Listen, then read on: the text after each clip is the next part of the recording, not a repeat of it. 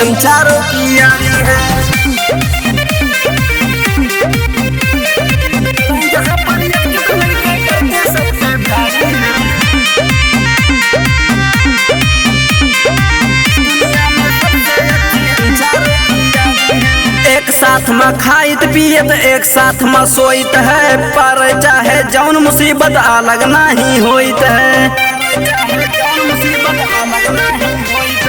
एक साथ में खाइत पियत एक साथ में सोइत है, पर चाहे जौन मुसीबत अलग नहीं होइत है। चलें जहाँ पर एकजुट होके पर्दे सब पे भारी हैं, सब पे भारी हैं। इस दुनिया में सबसे अच्छी हम चारों की यारी है।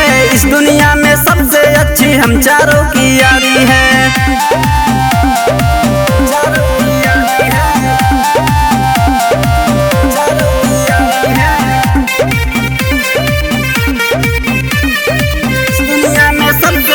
हम चारों की यारी है। जवन हमें आँख दिखाई बोटी बोटी कह देबे, परी जरूरत एक दूजे ला जान जिगर हम दे देबे।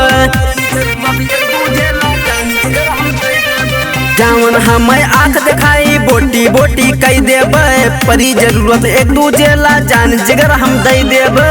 करेला कुछ नया सुनो हम सबकी तैयारी है।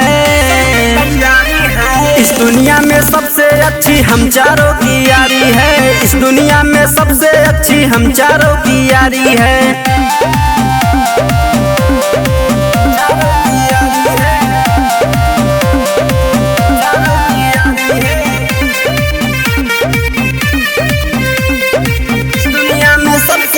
हम चारों जिला में प्रचार भवा जाने बच्चा बच्चा, जहाँ चली एक साथ चली हम लागे बहुत अच्छा।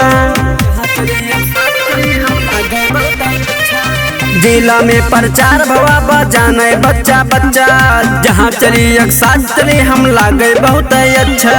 कर कई मेहनत बनाने वाले सुनो सब अधिकारी हैं, सब अधिकारी हैं। इस दुनिया में सबसे अच्छी हम चारों की यारी है। इस दुनिया में सबसे अच्छी हम चारों की यारी है।